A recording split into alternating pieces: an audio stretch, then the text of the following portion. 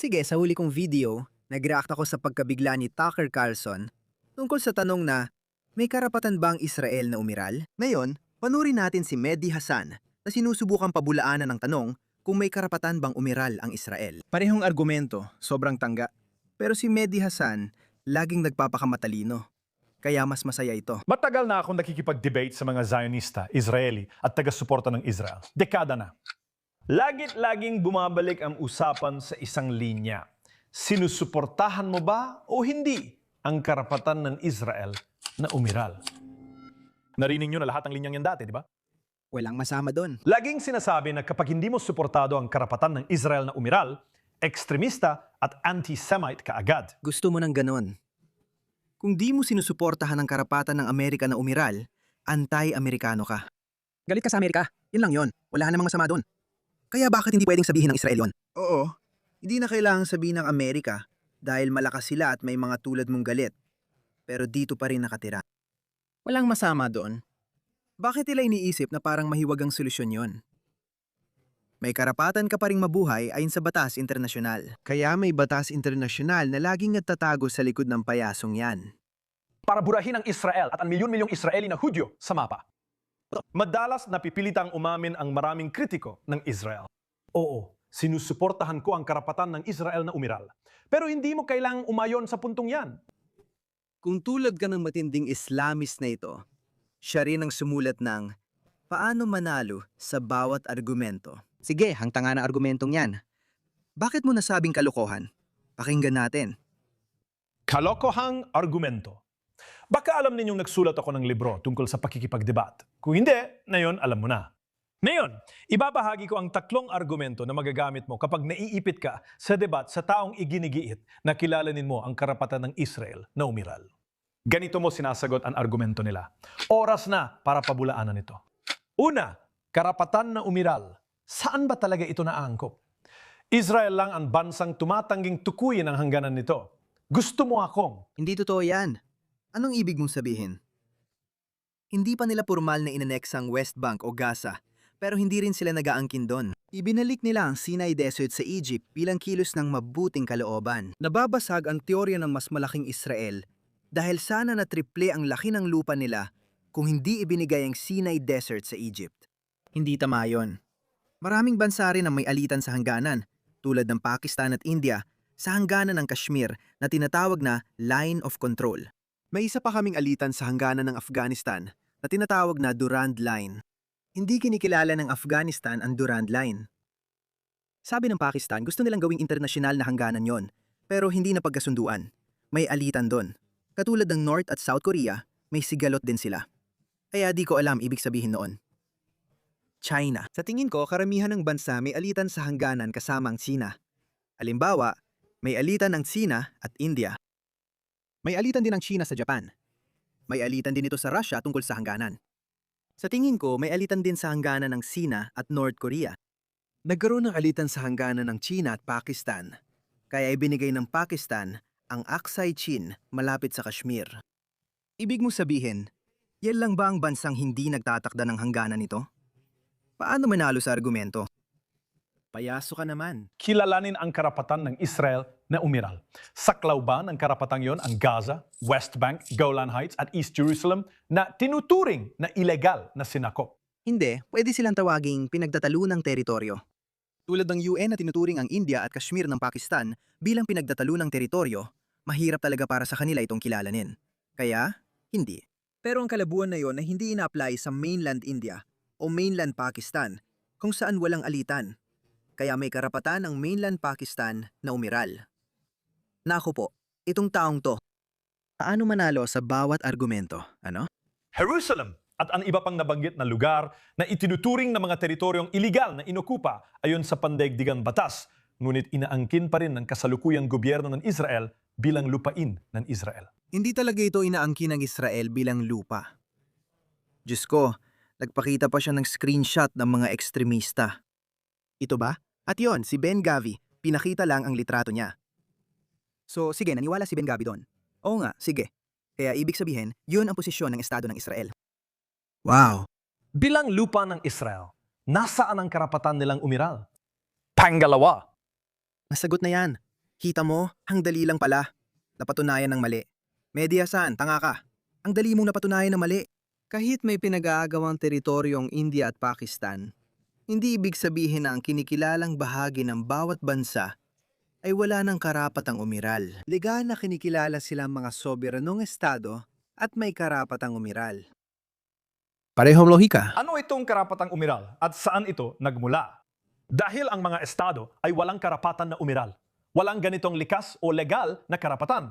Ang mga tao, mga individual, ang may karapatang umiral. Ang mga tao ang may ganitong karapatan.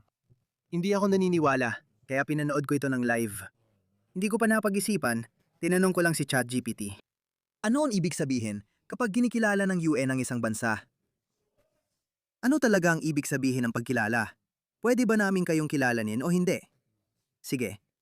Kapag kinilala mo ang isang bansa, kinikilala ka namin bilang isang soberanong entidad na may karapatang umiral tulad namin. Yun ang ibig sabihin nun. Yan ang sinasabi ni ChatGPT. Kaya ano nga ba ang ibig sabihin ng pagkilala? Para maging estado sa internasyonal na batas, kailangan ito ng tiyak na teritoryo, permanenteng populasyon, pamahalaan, at kakayahang makipag-ugnayan sa ibang bansa. Iyan ay batay sa Monti. Video Convention 1933 na parang hindi opisyal na checklist. Tinatanggap ka namin bilang lehitimong miyembro ng internasyonal na sistema. Kaya yon ang ibig sabihin ng Israel. Naoy, may karapatan bang Israel na umiral? O kinikilala mo ba kami bilang bansa? Pareho lang yon. Sila, paulit-ulit lang na naghahanap ng butas sa argumento para palakasin ang kwento nila, kahit malinaw namang walang kaugnayan. Hindi mga estado, hindi mga bansa. Pero mayroon sila.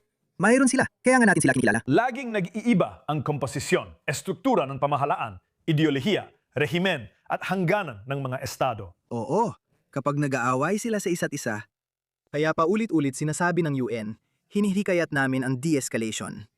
Pakiusap, huwag mag-away. Pero ang mga naglalabang panig, nag-aaway sila dahil sinasabi nila, oh, hindi na kita kinikilala bilang isang estado o hindi ko kinikilala ang bahaging ito bilang teritoryo mo. Inaangkin ko ito bilang akin. Kaya, magdidigma tayo. Hindi ibig sabihin na si Mehdi Hasan ang pinakamagaling na debater o yon ang ipinahihiwatig mo. Hindi sila nakapirmi magpakailanman. Ang US, Anong ibig mong sabihin na permanente magpakailanman? Pakinggan natin ulit ang puntong ito. ang mga nilalang ang may karapatang yon, hindi ang mga estado. Wala rin karapatan yon ng mga tao. Bakit magkakaroon ng ganong karapatan ng mga tao? Pagkilala lang yan. Ang karapatan ay nangangahulugan ng pagkilala. Yun lang ang ibig sabihin nito. Hindi mangga bansa. Nagbabago ang mga estado ng kanilang komposisyon, mga estruktura ng pamahalaan, mga ideolohiya at mga rehimen. Palaging nagbabago ang kanilang mga hangganan. Hindi ito permanente magpakailanman. Nagkawatak-watak ang USSR, naging Russia at 14 na bagong estado. Naghati rin ang Yugoslavia. Oo. Pero nagkawatak-watak ito sa Serbia, Bosnia, Croatia at iba pa. Nahati rin ang Czechoslovakia sa Slovakia at Republikang Czechko. Anong nangyari sa karapatan ng USSR na umira? Oo, meron. May karapatan ng USSR na umiral, pero hindi ibig sabihin nito na ligtas na ito sa pagbagsak o digmaan mula sa mga kalapit na bansa. Ang karapatang umiral ay pahayag ng posisyon mo. Kinikilala mo ba ang estado ng Israel? Iyon ang ibig nilang sabihin. Pareho lang ang ibig sabihin ng dalawa. Yugoslavia o Czechoslovakia. Pag-isipan mo, may karapatan bang umiral ang UK? Oo. Pero ibig bang sabihin nito, hindi pwedeng bumuto ang Scotland para sa kalayaan? Sasabihin ba natin sa Scots na bumuto sa referendum para sa kalayaan mula UK? Pero hindi sila pwedeng umalis. Ganun ba yun? Hindi pwedeng sabihin ng pandaigdigang komunidad. Hindi pwedeng makialam ang UN dahil pandoob itong usapin. Taga-Inglaterra at Escocia lang ang dapat mag-ayos niyan. May karapatan ng UK na umiral. Oo, naku po. Sumasalungat sa karapatan ng UK na umiral. Siyempre hindi. Maging malaya mula sa UK. Sorry, hindi pwedeng umalis dahil labag ito sa karapatan ng UK na umiral. Sabi ko nga, walang magagawa ang pandaigdigang komunidad, kaya wala ring pandaigdigang pulis. Kaya parang masama ang Amerika kapag napapansin nilang may malaking kawalang katarunan dito at galit pa kayo sa kanila. Kaya sa tingin ko, magandang pagkakataon ito para alisin ka. Siyempre hindi. May mga karapatan ng mga tao. Para malinaw, walang karapatan ang mga bansa na umiral o magpatuloy na umiral. Wala talaga. Madali mong masabi yan kasi hindi naman kinukwestiyon ang pag-iral ng bansa mo. Wala talaga. At pangatlo, huli ngunit hindi pinakamababa kung may karapatang umiral. Gaya ng sinasabi nila, may karapatan din bang umiral ang Palestina? Nasa iyo ang desisyon dyan. May mga naniniwala na hindi, pero hindi ako isa sa kanila. Sa akin, dapat may two-state solution na at tapusin na. Alam ko ring hindi ito mangyayari at hihingi pa sila ng higit pa. Naiintindihan ko rin ang kabila. Pero hindi, yun ang pinag-aawayan, henyo ka. Yun talaga ang pinag-aawayan. Sinasabi ng mga Israeli, hindi namin iniisip na may karapatan kayong umiral bilang isang soberanong estado dahil maglulunsad kayo ng mga pag-atake sa teritoryo ng Israel. Napaka-maksimalistang posisyon na yon na kinuha ng Israel. Pero yon ang kanilang posisyon. Kaya sinasabi nila, hindi, wala silang karapatang umiral. Kaya nasa iyo na sabihin, maging katulad ng Pakistan. Hindi namin iniisip na may karapatan ng Israel na umiral. Hindi namin ito kinikilala, hindi namin ito tinatanggap. Oo, wala kaming magagawa tungkol dito, pero hindi namin ito kinikilala. Iyon ang ibig nilang sabihin. Sa tingin ko, naipit sila sa isyu ng pagkilala. Akala nila na kapag kinilala mo ang isang bagay, hindi na magdigmaan. Pero maaari pa rin kayong magdigmaan dahil sinuspinde nyo na ang internasyonal na batas. Sinususpinde nyo ang karaniwang patakaran at regulasyon. Dahil sa pagkakaalam ko, umiiral ang Israel. Sa totoo lang, isa itong bansa na may soberanya. Nasa mapa ito kahit hindi pa formal ang mga hangganan nito. Sa UN, Israel lang ang ganap na miyembro, hindi Palestina. Ang US ang humaharang sa karapatan ng Palestina na maging ganap na miyembrong estado. Okay lang, sabi ko nga, kasi panig sila sa Israel at di nila kinikilala ang karapatan ng Palestina kasi baka raw lumala ang terorismo sa Israel na kinikilala natin. Kinikilala natin kaya sisiguraduhin nating mapapatuloy ito. Napakasimple ng tanong, Mehdi Hasan. Panindigan mo yan. Sabi mo, wala kayong karapatang umiral dahil di namin kayo kinikilala. Isa akong Islamist at jihadi. Kung isa kang woke na kaliwang baliw, pareho lang kayo ng sinasabi na wala kang karapatang umiral dahil itinanggi mo ito sa mga Palestino. Pwede mong panindigan yan, ayos lang. Kaya ito ay litmus test para sa'yo. Sino ka ba? Woke na baliw? O jihadi Islamist?